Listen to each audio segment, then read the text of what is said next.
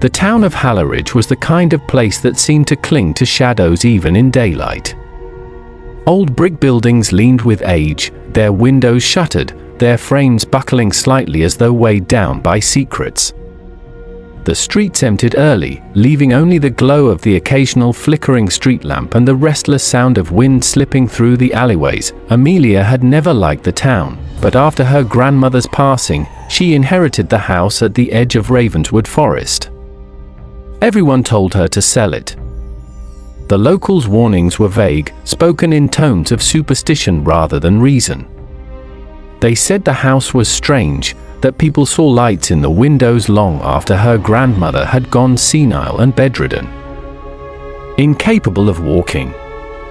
Some whispered that her grandmother spoke to voices that weren't there. Amelia dismissed it as gossip, the kind small towns survive on. Still, standing before the house on her first night, Amelia couldn't shake the feeling of being watched. The forest loomed behind it, a tangle of gnarled branches that seemed to stretch toward the house like skeletal arms. The paint on the siding had peeled to gray, and the windows were so dusty they reflected the lamplight like blank eyes. She stepped inside, suitcase in hand. The air smelled stale, tinged with something faintly metallic, like rust or old blood. Dust motes floated in her flashlight beam, swirling lazily. Each step echoed louder than expected, as if the house were amplifying her intrusion. The silence seemed too heavy, too deliberate. That night, she unpacked only the essentials, leaving the rest for tomorrow. Her grandmother's bedroom was sealed with police tape, still intact from the coroner's last visit. Amelia's own room was the one she'd slept in as a child during summers, a small, cramped space with a single window overlooking the trees.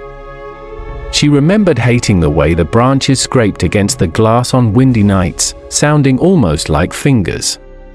Sleep did not come easily. Every creak of the old house pressed against her nerves.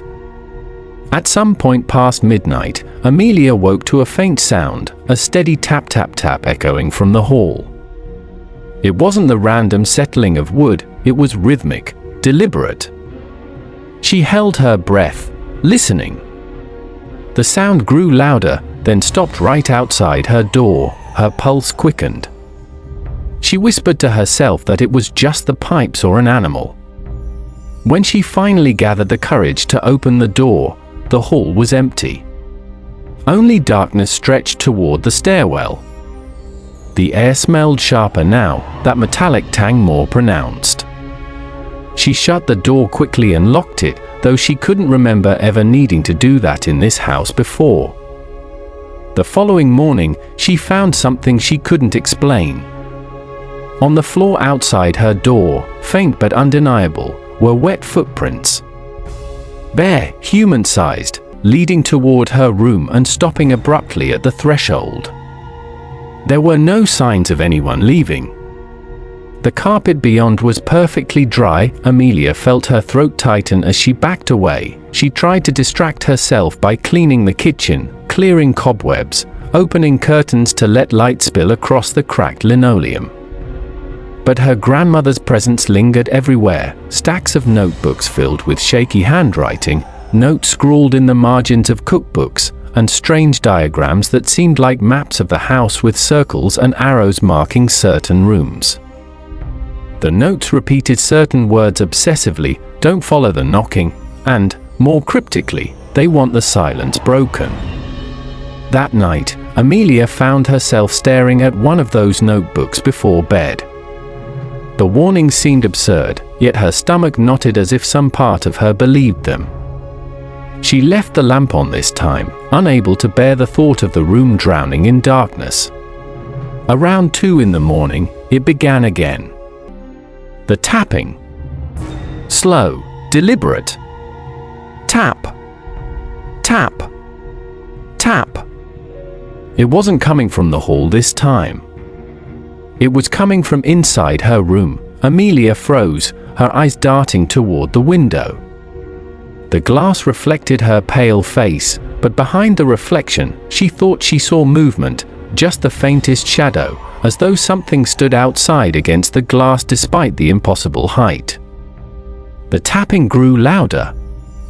She turned toward the closet door, and her blood ran cold. It was open. She was certain she had closed it earlier. The tapping now came from inside the closet, muffled, as though someone were gently knocking from the other side of the wall. Her chest constricted. Breath shallow, every nerve screaming to flee. But she couldn't move. She sat rigid on the bed until the sound stopped. The silence that followed was worse, thick and expectant, as though the house itself were holding its breath with her. Eventually, trembling, she forced herself to close the closet door and jam a chair against it. Only then did exhaustion finally drag her into a restless sleep. The next day, Amelia decided she couldn't stay another night. She packed hurriedly, ignoring the sense of guilt for abandoning her grandmother's things. But when she tried to leave, the front door wouldn't budge. The lock turned freely, the knob twisted, but the door refused to open as though welded shut. She tried the back door, the windows, even considered breaking one, but each was the same. Stubborn. Immovable. As though the house had sealed her inside, panic clawed at her. She called her phone service, but the call dropped instantly, no signal reaching her. The landline sat dead, the cord cut cleanly, though she hadn't noticed before. That night, the tapping returned. Louder, more insistent. It came from multiple directions at once: the hall, the closet, the window. Each knock fell in sync, building a rhythm that felt almost like a heartbeat. She clutched her grandmother's notebook, reading through the frantic scrawls. The words blurred, but one sentence burned into her mind: if you answer them, they come inside. The knocks grew furious, rattling the walls, shaking picture frames from their hooks. Amelia clamped her hands over her ears, whispering that it wasn't real, it couldn't be real. But beneath the noise, she heard something worse. A voice. It was faint at first, like someone speaking through a wall. Then clearer, closer. A whisper that slid into her ear, though no one stood beside her: "Let us in." Her skin crawled. She squeezed her eyes shut, refusing to respond, refusing to acknowledge it. Hours seemed to pass before the noise finally ebbed, leaving her shivering in the silence. By morning, she was hollow-eyed and desperate. She searched every inch of the house, hoping for some forgotten exit, some weakness. Instead, she found her grandmother's final note, hidden under a loose floorboard in the study. The handwriting was more frantic than any of the others, letters jagged and uneven. "They are not outside. They never were. The house is theirs. I only kept them at bay by pretending not to hear. Do not speak. Do not answer. They feed on acknowledgement. If you hear them long enough, they are already in the room." Amelia dropped the note, heart pounding. The words settled into her mind with terrible weight. That night, she lay in bed with every lamp blazing, the chair still jammed against the closet. The house breathed around her, wood groaning, wind pressing against the windows.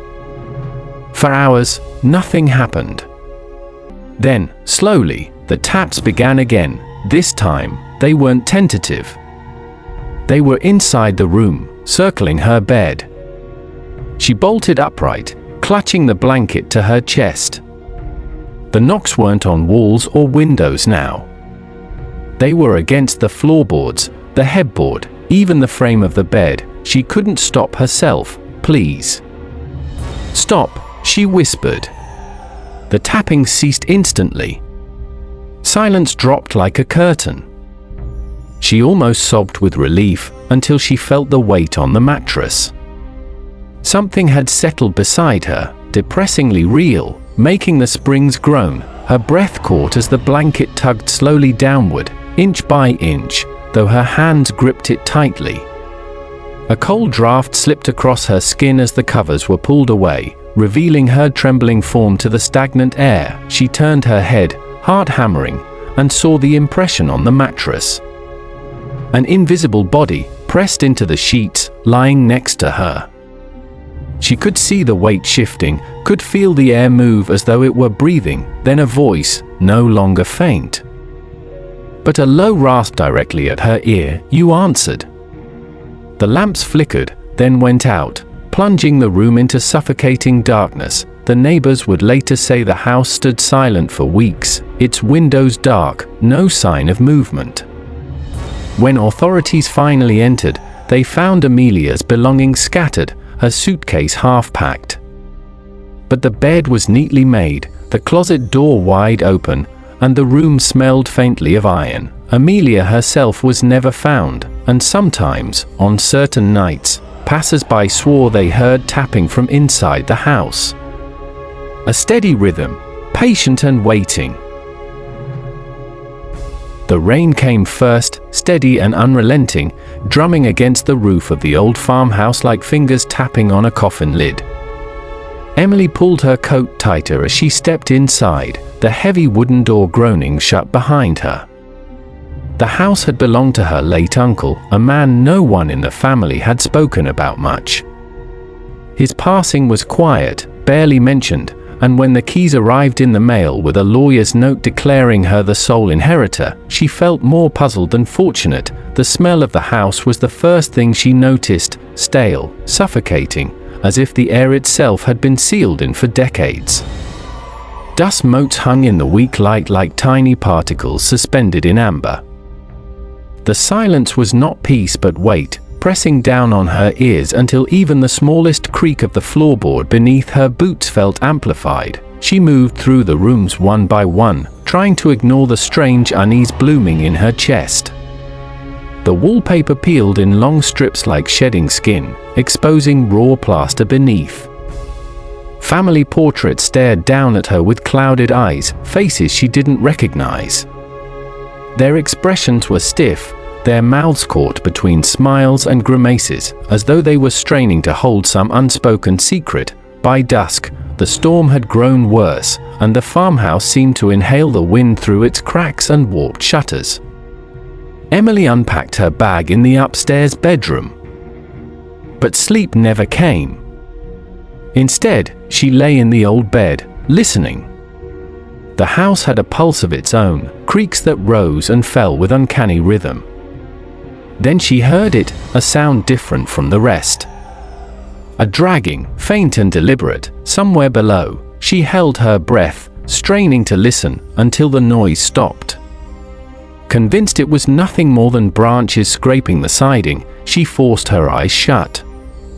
But the silence that followed was worse, deliberate in its absence, as if the house itself were waiting for her to acknowledge it. The following morning, while exploring the back hallway, she found the door. It was narrow and low, set flush into the wall at the end of the corridor. The wood looked newer than the rest of the house, almost as though it had been added later.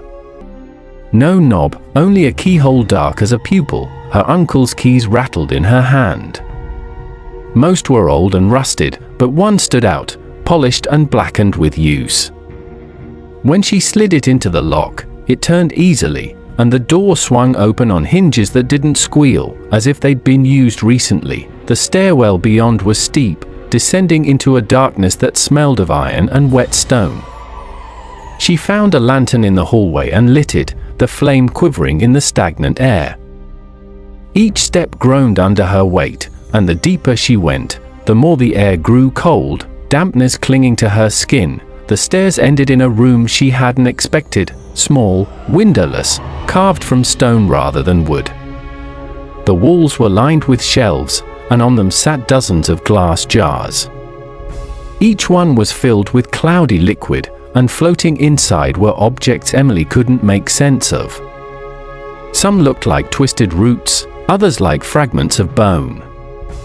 The lantern light refracted through the jars, casting warped shadows across the walls, giving the impression that the contents twitched as if alive. A desk sat at the far end, littered with papers, though the ink had bled into unreadable stains. Only one sheet remained clear, the handwriting tight and frantic. It read, "It doesn't stop. It follows when I sleep." The door must stay shut. Emily's heart pounded as she folded the paper back. That was when she noticed another door at the far side of the room. Unlike the first, this one wasn't locked. Its wood was blackened and split, and something about it seemed wrong, like it had been burned from the inside. She reached for the handle before she could stop herself, and when her hand touched the cold metal, she swore she heard movement on the other side. She yanked her hand back, breath quickening. The lantern flickered, shadows thickening in the corners until they seemed to pulse. Then, from behind the door, came a sound she could not mistake. Breathing. Slow, ragged, and deep, as if whatever was there had been waiting. The air grew heavy, pressing against her chest, and instinct screamed at her to leave. She turned, climbing the stairs so fast the lantern nearly extinguished.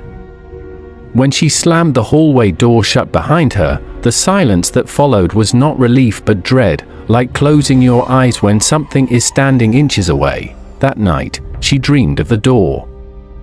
In the dream, it opened on its own, and what lay beyond was not a room but a void that inhaled light and sound alike.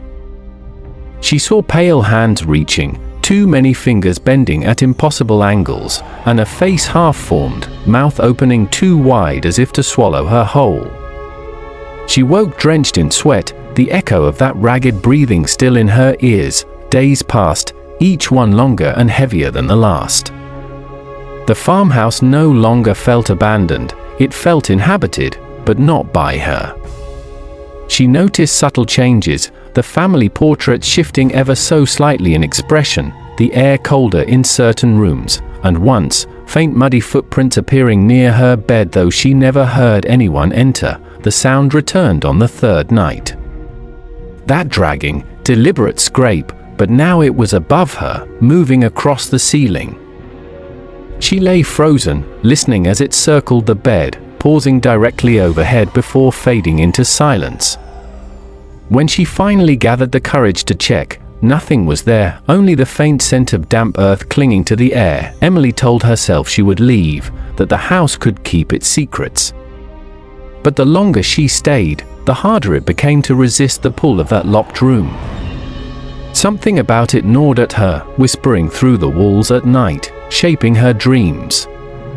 She began to feel that leaving would not matter, that whatever was behind that door was no longer confined. On her last night, as the storm raged outside, she heard it again. The breathing. But this time, it wasn't muffled by walls. It was in the hallway, just beyond her bedroom door. Each inhale rattled, wet and uneven, as though lungs had forgotten how to work. The handle began to turn slowly, deliberately, metal scraping as it moved. She backed away, her body pressed against the far wall, eyes fixed on the door as the latch clicked. The wood creaked inward, opening to darkness. She expected to see something step through. Instead, the lantern at her bedside flared and went out. Plunging the room into blackness, in the silence, she realized the breathing was no longer across the room. It was beside her ear. The next morning, the farmhouse stood silent against the gray horizon. Rain had washed the world clean, but inside, everything was exactly as it had been, except the bed was empty, the covers undisturbed, and Emily was gone. The only new thing in the house was in the stone room below, on the desk among the jars. A fresh piece of paper, ink still wet. It read, "It doesn't stop. It follows when I wake. The door must stay shut." The house had always felt slightly wrong to Dana. Not dangerous, not haunted in any way she could name, just wrong. It was a narrow, two-story rental on the outskirts of town, its walls covered in faded wallpaper that curled at the corners like it was trying to peel itself away from the structure. The kind of house where every window seemed to stare back at you, and the silence was never truly silent. Her husband, Brian, called it character. Old places just creak. That's what makes them charming, he had told her when they moved in. But Dana noticed things he didn't. The way the upstairs hallway always smelled faintly of wet earth, no matter how often she cleaned. The way the bathroom mirror fogged unevenly, leaving behind faint smudges that looked like fingerprints pressed from the other side. The first night she saw it, she thought it was a trick of exhaustion. She was brushing her teeth, staring into the old oval mirror above the sink. Her reflection looked tired, shadows hanging under her eyes. But then, the reflection blinked just a little too late. A beat slower than her. So subtle she almost convinced herself she imagined it. She laughed nervously and finished brushing, never taking her eyes off the glass. Over the next week, she started catching more of these tiny delays. A half-second lag when she turned her head. A twitch at the corner of her reflection's mouth when she hadn't smiled. Sometimes she thought she saw its lips moving when hers weren't, whispering something soundless that vanished as soon as she leaned closer. Brian thought she was letting stress get to her. He didn't notice the oddities. Whenever he stood beside her in the mirror, both of their reflections behaved normally, like obedient shadows. But alone, the glass seemed to breathe with a life of its own. One night, after another unsettling encounter with the mirror, Dana decided she would test it. She sat on the edge of the sink, stared directly into the reflection's eyes, and raised her right hand slowly. The image copied her, but there was the faintest delay, like a bad video feed. She dropped her hand suddenly, and the reflection kept its raised hand in the air for a fraction of a second longer, before lowering it stiffly. Her chest tightened. She leaned forward, whispering, "What are you?" The reflection's lips parted slightly. No sound came out. But Dana swore she saw a word form, one that chilled her so deeply she stumbled back from the mirror, nearly slipping on the tiled floor. It had mouthed her name. From that night on, she avoided the bathroom after dark. She would brush her teeth downstairs at the kitchen sink, feeling foolish but safer. Still, she caught glimpses of things in other reflective surfaces, the darkened TV screen, the glass covering a framed picture, even the polished wood of the hallway table. Each time, the image seemed slightly off. Staring just a little too directly. Smiling when she wasn't. One stormy evening, Brian had to work late. Dana tried to distract herself with a book in bed, but the storm outside rattled the old windows, and the sound of rain drummed endlessly on the roof. Eventually, she got up to refill her glass of water. She passed the darkened hallway mirror without looking at it. Or at least, she tried. Out of the corner of her eye, she caught the reflection still standing, even though she had already walked past. Her throat tightened as she turned her head slowly. Her reflection was facing her directly, even though her body was turned away. Its lips curled into the faintest smile. Dana gasped and backed into the wall, but when she blinked, the reflection was normal again, mimicking her frightened posture perfectly. She could barely breathe. Something was wrong with the house, wrong with the glass itself. That night, she barely slept, jerking awake every time she thought she heard a faint tapping, like fingernails scratching against glass. The next morning, she told Brian they needed to leave the house. He frowned, half amused and half concerned. "It's just an old place. You're letting your imagination run away with you." She tried to insist, but he kissed her forehead and promised they'd talk about it after work. When night fell again, the storm returned, heavier this time. The power flickered. Dana lit a candle in the bedroom, but the shadows stretched across the walls like black fingers reaching out to her. She tried to stay calm, pulling the blankets tightly around herself, that was when she heard it. A soft scrape, coming from the bathroom down the hall. She froze, listening. Another scrape, like something dragging across the mirror's surface. The sound grew louder, more insistent. It wasn't random. It was rhythmic. Like something scratching a message into the glass. Against her better judgment, she got up, candle trembling in her hand. The hallway seemed endless, the air thick and heavy.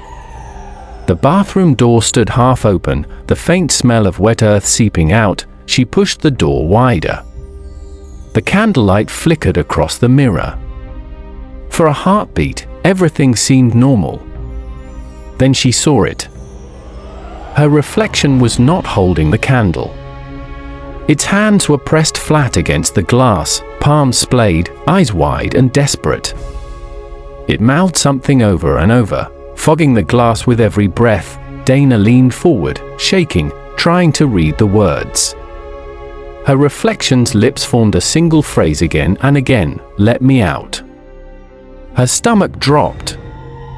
She stumbled back, nearly dropping the candle. Behind her, in the dark hallway, she heard footsteps. Slow. Heavy. Coming closer, she spun around, heart hammering, but the hallway was empty. The footsteps stopped. When she turned back to the mirror, her reflection was gone. Not delayed, not distorted, gone. The glass was black, swallowing the candlelight, reflecting nothing at all. Her breath caught in her throat. She raised the candle higher, searching for her own face. The blackness in the glass rippled, like water disturbed by a stone. Then, from the other side, two pale hands pressed against the surface. But they weren't hers. The candle blew out. In the pitch dark, she heard the sound of glass cracking, splintering under invisible pressure. Then, a sharp shatter. Brian found the bathroom empty when he came home.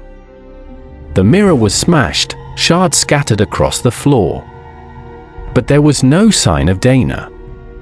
No footprints, no struggle, nothing. The only thing he noticed, after sweeping up the shards, was the faint impression of handprints on the inside of the broken glass, and sometimes, when he walked past the darkened screen of the television, he thought he saw Dana's face staring back at him, smiling.